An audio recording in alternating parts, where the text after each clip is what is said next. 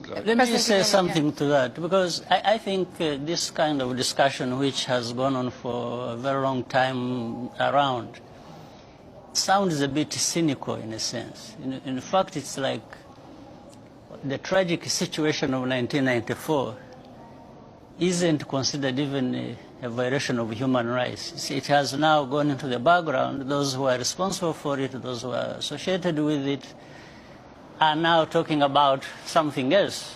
According to them, the situation in Rwanda is that of human rights violation, even more than that tragic situation. I think that's what we are talking about. So, well, just for example, there was an Amnesty International wrote a report in the lead up to the 2017 election that talks about opposition politicians, journalists, human rights defenders being jailed, physically attacked, even killed. I think you're interested in forced into exile or silence. So I'm just interested in your idea of that assessment raising of your country. Your views to the audience so that you influence them by what well, the European Union sees itself very much as an answers? Exporter of human rights and a defender of human rights. So why can't you let me answer this? I'm very interested in Otherwise, your answer. you are going to ask and then answer yourself. I'm very interested in your answer. I'm giving you some context on why I'm asking. You're asking and giving answer at the same time. So please tell me, what do you make of this assessment?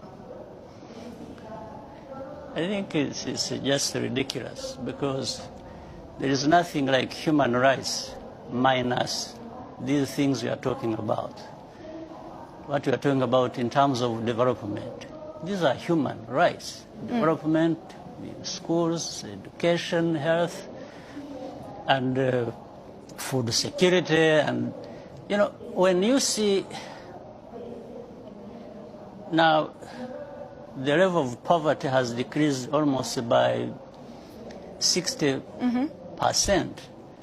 So these people, these human beings with improved lives and participating in that themselves to improve their own lives, gets lost in what the whole list you've been spelling out as if, you know, what is in Rwanda is really hell. In fact, forgetting the hell that we have gone through, that we stood against and sorted out when you were there just talking about more or less nonsense. Because do you reject the accusations, for example, it's from rubbish, absolute rubbish. You reject Rwanda is completely different from what it was 25 years ago. In fact, maybe you need to be looking around in Europe. You are violating people's rights. When we have this problem of people being bundled and sent back to sink in the Mediterranean and so on, and so many people being mistreated in your own countries, why don't you talk about your human rights and stop just offloading everything? Well, this is a development conversation, so no, in the context of development. You are not the one to determine what conversation or what points to raise in a conversation. We are asking questions, this is what I'm saying. You are asking questions and you are giving yourself answers. You really need to stop this superiority complex nonsense about human rights. You think you are the only ones who respect human rights, or others it's about violating human rights. No, we've fought for human rights and freedoms of our people much better and more than anyone, including you people who keep talking about this nonsense. Where we have taken our country from and where it is now speaks for itself. The rest of the stories just comes from this complex. You know, these two worlds where there are people who know everything about human rights and all kinds of things, and another world where people are just people who don't know. But these are our human rights. It's not, when we respect the things we respect in our countries, it's not for you, it's not for anybody else, it's for ourselves. Is it not so universal? You don't sit there. Yes, it is universal, but you don't sit there. If it is universal and you believe it, then you don't become the judge yourself. You don't start telling the others what to do, what they should not to do, or that what they are doing is not to your satisfaction. Who are you? Well, I'm not sure if we're talking about me personally. Well, you are the one actually raising these questions. So I think you better interpret it properly so that it is well understood. Okay. I could see you asking questions in a manner that you want to influence the ones listening to us. But that's not correct. Okay. Yeah. I'm raising it once again in the context of the United Nations Development Goals. No, United Nations is us. You see, United Nations is not something alien somewhere else. Yeah. It's actually us. We participate. And the framework for this entire development. And by the way, I had been leading the Millennium Development Goals before Sustainable Development Goals. I was the co-chair of that, with other leaders and some of the leaders in Europe.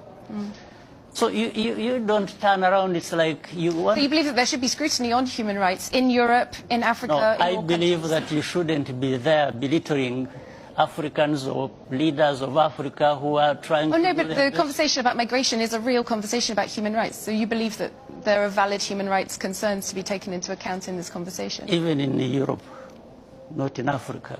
Not in Africa? In Europe.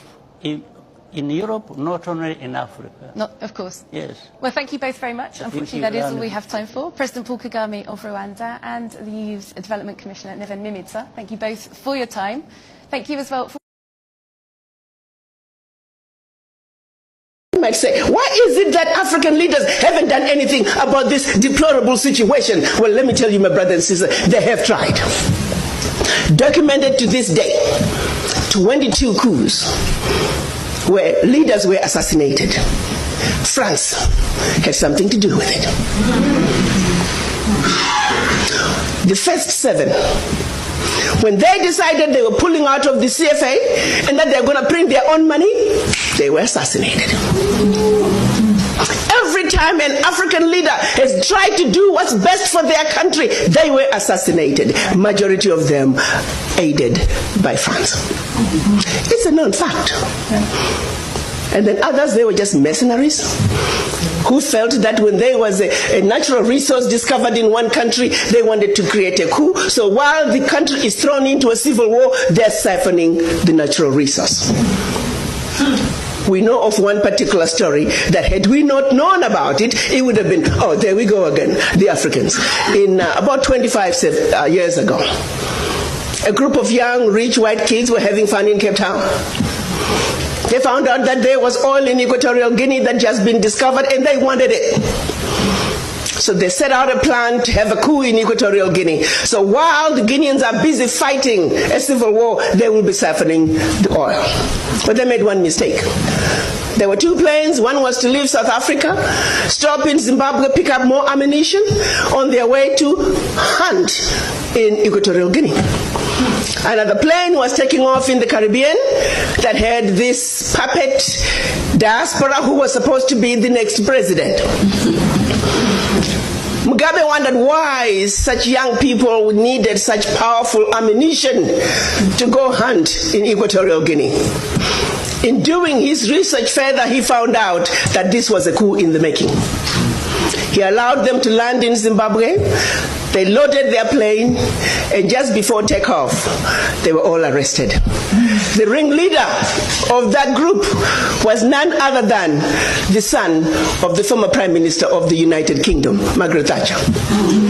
She had to fly to Zimbabwe and paid handsomely to get her son out. The last one of those prisoners left Zimbabwe about 6-7 years ago. Had these young people succeeded, it would have been another coup. There you go, the Africans again. Such, my brothers and sisters, is the story of your Africa. They don't do coups anymore. They simply create instability. So when you hear of an instability in an African country, ask yourself, what is really going on? Because what they are telling you is really going on is just a shiny object. The real issue is over here. And you need to stop before you start being used as an instrument of your own self-destruction.